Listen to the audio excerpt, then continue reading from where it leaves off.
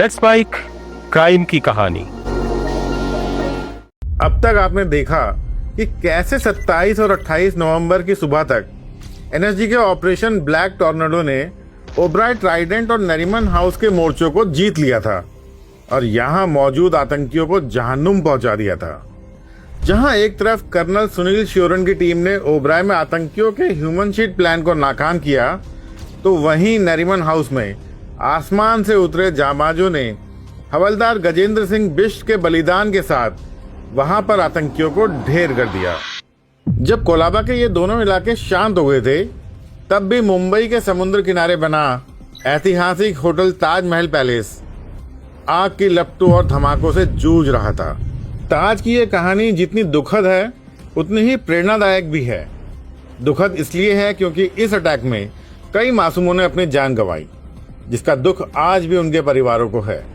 लेकिन प्रेरणादायक इसलिए क्योंकि यहाँ मौत और जिंदगी के बीच फंसे जांबाज होटल के कर्मचारियों ने अपनी ड्यूटी उस फौलादी हिम्मत से निभाई जिसे आतंकी चाह कर भी नहीं तोड़ सके। इन आतंकियों से लड़ने के लिए एक तरफ वो एनएसजी कमांडोज थे जो अपनी जान हथेली पर रखकर यहाँ आए थे, और दूसरी तरफ ताज का वो स्टाफ जिन्होंने अति देवो भव के संस्कार को अपने खून से सींचा। उन्होंने मेहमानों को बचाने के लिए अपनी सुरक्षा की परवाह नहीं की और अपनी जान जोखिम में डालकर भी होटल में गेस्ट्स की मदद की। क्या हुआ था ताज में उस रात? ताज के उस जलते हुए गुंबद के भीतर की कहानी क्या है? कैसे मेजर संदीप उन्नी कृष्णन ने अपनी आखिरी सांस तक आतंकियों को रोके रखा, और कैसे ताज के साधारण कर्मचारियों ने असाधारण वीरता दिखाई? आज के इस फाइनल एपिसोड में हम इस अंतिम युद्ध की हर परत खोलेंगे। हेलो दोस्तों, आप देख रहे हैं क्राइम कनेक्ट पर 26/11 मुंबई हमलों की हमारी स्पेशल सीरीज का आखिरी और सबसे महत्वपूर्ण भाग। वीडियो बहुत इंटरेस्टिंग है, तो इसे अंत तक जरूर देखिएगा, और अगर आपको ये अच्छा लगे तो कमेंट में जय हिंद लिखकर हमारा साथ दीजिए। होटल ताजमहल पैलेस कोई साधारण इमारत नहीं है। ये 1903 से ही मुंबई की शान रही है, और इसमें सैकड़ों कमरे, संकरी गलियां और एक भूल भुलैया जैसा आर्किटेक्चर है। इन आतंकियों के लिए ये छिपने का सबसे सुरक्षित ठिकाना था, और इसीलिए सुरक्षा बलों के लिए ये सबसे बड़ा डेथ ट्रैप भी था। ताज होटल पर हुआ हमला एक सोची समझी घेराबंदी थी, जिसे दो अलग अलग टीमों ने अंजाम दिया था। 26 नवंबर की रात लगभग 9:38 का वक्त था। दो आतंकी अब्दुल रहमान और फौदुल्ला होटल के मेन गेट से लॉबी के अंदर दाखिल हुए। वहां घुसते ही उन्होंने AK-47 से मौत का तांडव शुरू कर दिया, और चंद ही मिनटों में उन्होंने होटल के मेन हिस्से को दहशत से भर दिया। लेकिन तबाही तो अभी बाकी थी। ये लोग तो पूरे ताज होटल को मिट्टी में मिलाने के इरादे से आए थे। करीब 9:50 पर दो और आतंकी अबू शोएब और नासिर भी वहां पहुंच गए। जैसा कि आप जानते हैं, पहले ये दोनों आतंकवादी लियोपोल्ड कैफे गए थे। वहां उन्होंने कत्लेआम मचाया था, और फिर खून से लथपथ होकर वो होटल ताज पहुंचे। इन दोनों ने होटल में घुसने के लिए होटल के पिछले हिस्से यानी नॉर्थ वेस्ट गेट का इस्तेमाल किया, जो पूल साइड की तरफ खुलता है। इन चार आतंकियों ने दो अलग अलग दिशाओं से दाखिल होकर सुरक्षा बलों को पूरी तरह से भ्रमित कर दिया। इसी वजह से होटल के कर्मचारियों और मेहमानों को भी लगा कि मानो आतंकियों की एक बड़ी फौज ने उनको सब तरफ से घेर लिया है। चारों आतंकियों ने जल्दी से होटल के हेरिटेज विंग के ऊपर अपनी अपनी पोजीशंस ले ली, जहां से उन्होंने 60 घंटे तक भारत के सबसे कठिन होस्टेज क्राइसिस को अंजाम दिया। इन आतंकियों के पास सिर्फ AK-47 राइफल्स ही नहीं थी, इनके पास थे बहुत सारे हैंड ग्रेनेड्स और बड़ी भारी मात्रा में RDX। और इनका मकसद यहाँ सिर्फ लोगों को मारना नहीं था, बल्कि लोगों को मारने के साथ साथ ताज जैसी हेरिटेज बिल्डिंग को मिट्टी में मिलाना था। होटल के विशाल और भूल भुलैया जैसे स्ट्रक्चर ने और इन आतंकियों के अलग अलग एंट्री पॉइंट से एंटर होने पर इन आतंकियों को शुरुआती बढ़त दे दी, जिसका मुकाबला करने के लिए अब भारत के सबसे जांबाज कमांडोज को उतरना था। जैसे मैंने पहले बताया कि होटल ताज की बनावट एक्चुअली कमांडोज के लिए सबसे बड़ी प्रॉब्लम थी। पुराने हेरिटेज विंग की मोटी दीवारें, लाल कालीन और लकड़ी के बने भारी फर्नीचर के बीच आतंकी कहीं से भी छिपकर इन कमांडोज पर वार कर सकते थे। 28 नवंबर की सुबह मेजर संदीप उन्नी कृष्णन की लीडरशिप में एनएसजी की एक टीम होटल के ऊपरी फ्लोर को क्लियर करने के लिए आगे बढ़ी। उनका मिशन बिल्कुल साफ था, वहां से मेहमानों को सुरक्षित बाहर निकालना और इन आतंकियों को खत्म कर देना। होटल के अंदर जब ये तांडव चल रहा था, ठीक उसी वक्त बाहर एक और खतरनाक खेल चल रहा था। जैसे ही एनएसजी कमांडोज ने मोर्चा संभाला, इंडियन मीडिया के कैमरों ने होटल को चारों तरफ से घेर लिया और बिना कुछ सोचे समझे इन्होंने सिर्फ अपने चैनल की रेटिंग बढ़ाने की होड़ में वहां से लाइव रिपोर्टिंग शुरू कर दी। लेकिन इसके परिणाम बहुत खतरनाक थे। इनकी ये कवरेज अनजाने में इन आतंकियों के हैंडलर्स की मदद का जरिया बन गई। टीवी चैनल्स पर हर एक मूव को लाइव दिखाया जा रहा था। कमांडो किस खिड़की से अंदर जा रहे हैं, कितने लोग छत पर उतरे हैं, यहाँ तक कि कमांडोज की पोजीशन तक को जूम करके दिखाया जा रहा था। सीमा पार बैठे लश्कर के आका इन न्यूज चैनल्स को देख रहे थे और फोन पर होटल के अंदर मौजूद आतंकियों को वो पल पल की जानकारी दे रहे थे। पाकिस्तान में बैठे हैंडलर्स इन आतंकियों को बता रहे थे कि टीवी पर क्या दिख रहा है। वो बता रहे थे कि फौज ऊपर आ रही है, दाईं तरफ के कमरे में छिप जाओ। मीडिया की इस गैर जिम्मेदाराना लाइव रिपोर्टिंग ने आतंकियों को वो इंटेलिजेंस दे दी जो उन्हें होटल के बंद कमरों में कभी नहीं मिल सकती थी। इसने न केवल इस ऑपरेशन को मुश्किल बनाया, बल्कि सुरक्षा बलों की जान को भी सीधे खतरे में डाल दिया।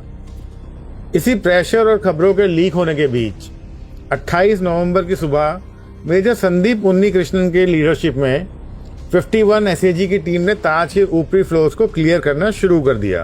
ताज का पुराना हेरिटेज विंग किसी चक्रव्यूह से कम नहीं था। धुएं और अंधेरे के बीच एनएसजी की कमरा दर कमरा तलाशी चल रही थी। तभी एक संकरी गली में छिपे आतंकियों ने अचानक हमला कर दिया। मेजर संदीप के साथी कमांडो सुनील यादव को गोलियां लगी और वो गोलियों की चपेट में आकर गिर पड़े।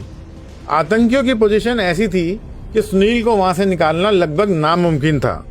यहाँ मेजर संदीप ने एक ऐसा फैसला लिया जिसने उन्हें हमेशा के लिए अमर कर दिया। अपने साथी की जान बचाने के लिए वो खुद आतंकियों की गोली के सामने आ गए। उन्होंने अपने पीछे आ रहे कमांडोज को सख्त लहजे में चिल्लाकर कहा, ऊपर मत आना, मैं इन्हें संभाल लूंगा। Do not come up, I will handle them. इसके बाद मेजर संदीप अकेले ही आतंकियों का पीछा करते हुए होटल के एक हिस्से में घुस गए।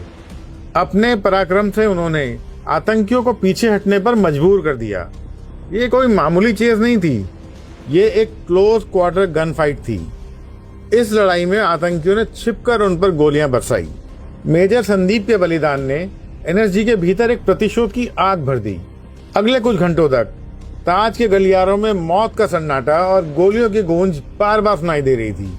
29 नवंबर की सुबह तक एनएसजी ने चारों आतंकियों को होटल के डाइनिंग हॉल के पास घेर लिया। बहुत भीषण गोलाबारी और धमाकों के बाद करीब 8 बजे ताज के गुंबद से उठती लपटें शांत हो गई।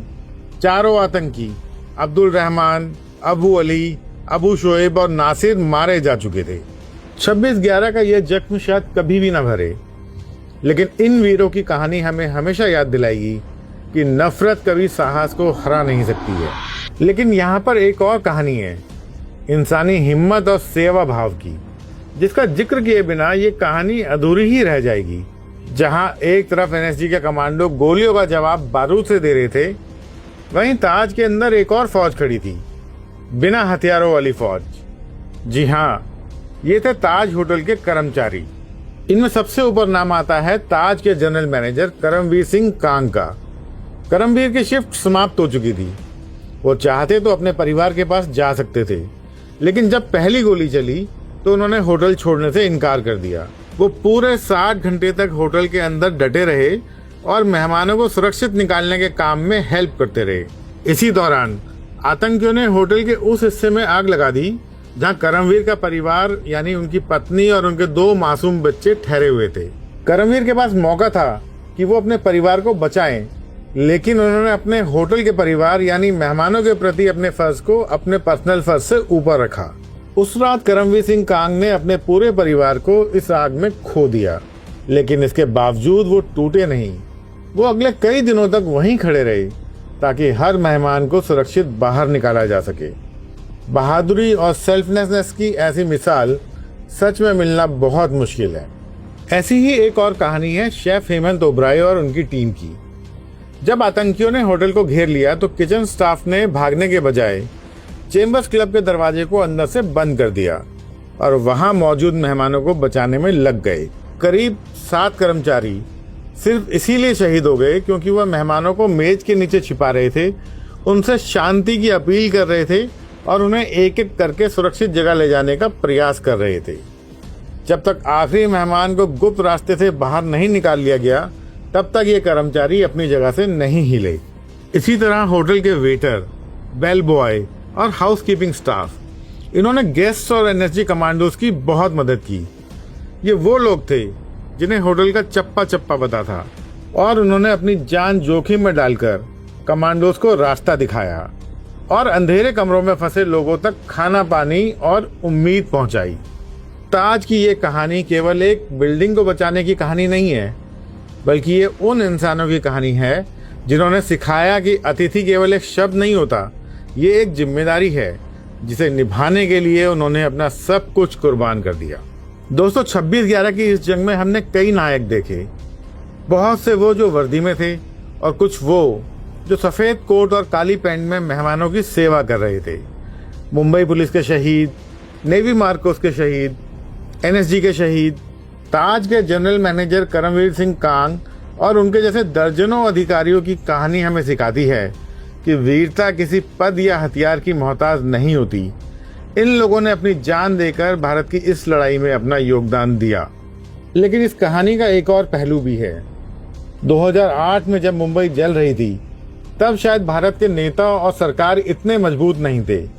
उन्होंने उस वक्त इन आतंकियों के आकाओं को वो ठोस जवाब नहीं दिया जिसके वो हकदार थे। पाकिस्तान में बैठे इन लोगों ने सोचा था कि वो सीमा पार बैठे हैं, उनका तो कोई कुछ नहीं बिगाड़ सकता है। वो हैंडलर्स सालों तक यही समझते रहे कि वो पूरी तरह से सेफ हैं। पर अब टाइम बदल चुका है। आज का भारत अपना हिसाब लेना जानता है। पिछले कुछ टाइम से पाकिस्तान की गलियों में आपने अननोन गनमैन के बहुत सारे किस्से सुने होंगे। एक एक करके भारत के खिलाफ साजिश करने वाले इन सारे आतंकियों का नामो निशान मिटाया जा रहा है। ये लोग जो खुद को कानून से ऊपर समझा करते थे, आज इन अननोन गनमैन के डर से थर थर कांप रहे हैं। इन अननोन गनमैन की हिस्ट्री क्या है, कैसे भारत के दुश्मनों को उनके ही घर में घुसकर मारा जा रहा है, इन सभी कहानियों को हम क्राइम कनेक्ट पर अपनी आने वाले एपिसोड्स पर लेकर आएंगे। जय हिंद।